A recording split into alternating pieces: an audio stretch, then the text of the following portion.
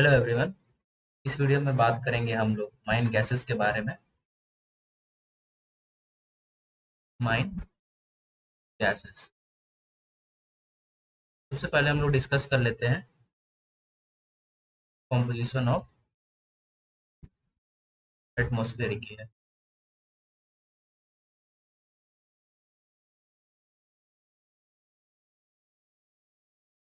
के जो important constituents होते हैं वो होते हैं oxygen, nitrogen and carbon dioxide, that is C. अगर हम लोग ऑक्सीजन की बाई परसेंटेज वॉल्यूम के बारे में बात करें तो ये होता है ऑलमोस्ट 20.93%। वहीं नाइट्रोजन होता है 79.04%। CO2 का बाई परसेंटेज वॉल्यूम होता है 0.03%। अगर हम लोग एक गैसी माइंस को लेकर डिस्कस करें, गैसी माइन जो कि जनरली डिग्री 2 एंड डिग्री 3 होता है। डिग्री 2 और डिग्री 3 क्या होता है ये हम आने वाले वीडियोस में देखेंगे। इसके कंस्टिट्यूएंट्स होते हैं सेम जैसे एटमॉस्फेरिक एयर के होते हैं वैसे ही होते हैं, ऑक्सीजन, नाइट्रोजन एंड CO2। इसमें एक और कंस्टिट्यूएंट्स होता है वो होता है मीथेन।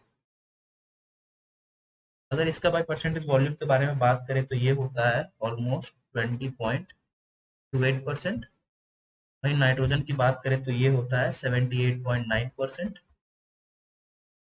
CO2 का परसेंटेज वॉल्यूम हो जाता है 0.36 एंड वही मीथेन का परसेंटेज वॉल्यूम होता है 0.%। अब हम लोग बात करेंगे माइंस में पाए जाने वाले कुछ नॉक्सियस एंड पॉइजनस गैसेस के बारे में।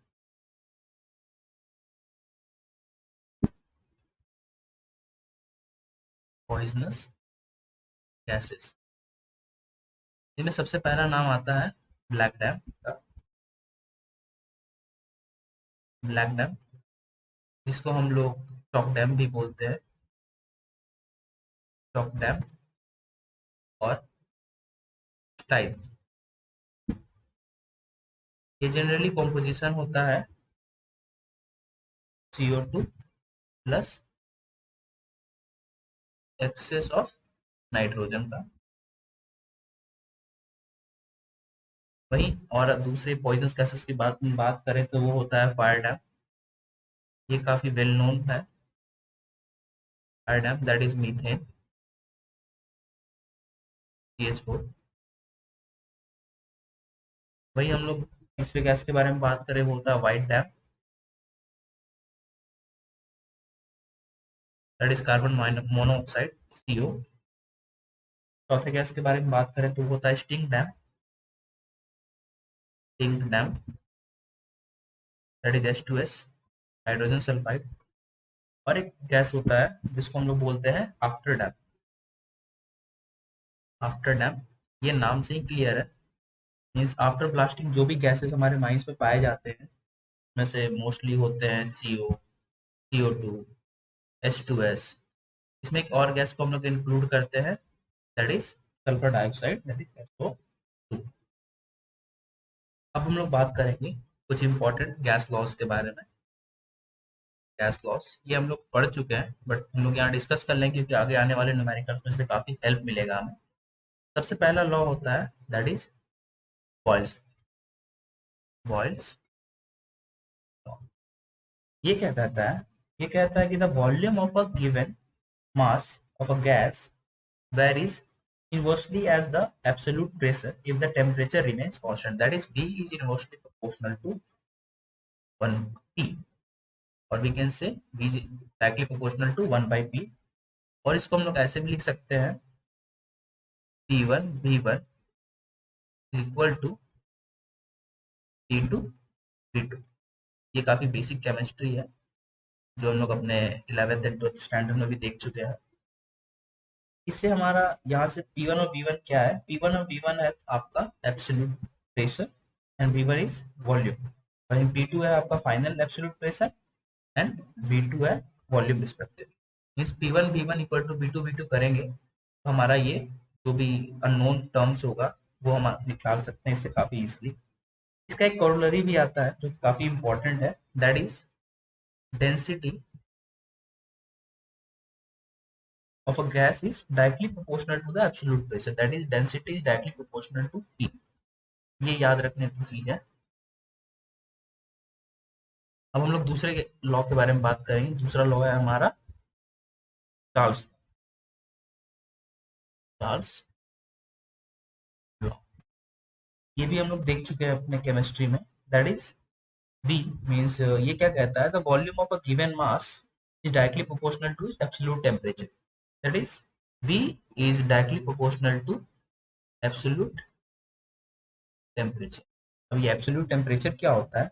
Absolute temperature is known as the thermodynamic temperature and is equal to the temperature in degree Celsius plus 273। Means अगर डेटा हमारा हमेशा जो भी क्वेश्चंस रहता है हमारा वो हमेशा डिग्री सेंटीग्रेड में दिया रहता है, तो हमें उसे कन्वर्ट करना रहता है।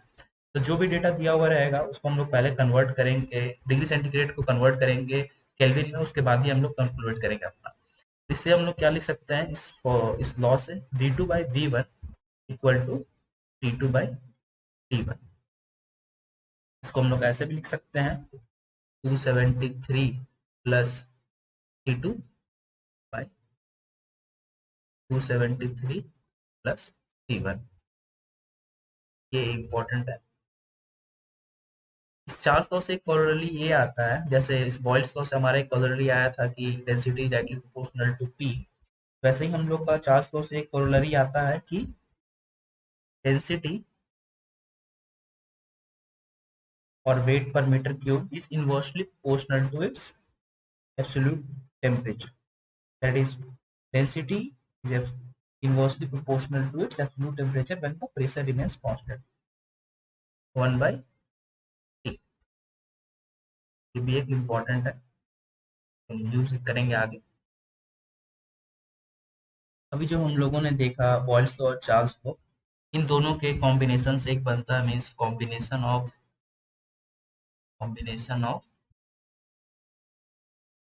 Boils and Charles law. यहाँ से हमारे पास एक फॉर्मूला आता है P1V1/T1 equal to T2V2/T2 equal to constant, और ये कांस्टेंट होता है R। R क्या है?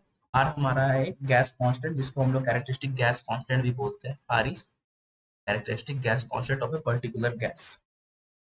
एक और इम्पोर्टेंट लॉ है हमारे पास, दैट इज ग्राहम्स लॉ।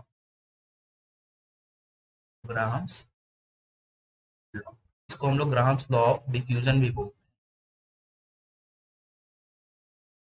ये क्या कहता है? ये कहता है कि the relative rate of diffusion of a number of gases varies inversely proportional to the square root of its relative density, that is R of a gas means R is rate of diffusion is that inversely proportional to the square root of its relative density, inversely proportional to the square root of its relative densities। यहाँ पर R है हमारा rate of diffusion, D है हमारा density of a particular gas. इसको हम लोग ऐसे भी लिख सकते हैं RA by RB equal to under root of DB upon D। ये इम्पोर्टेंट है।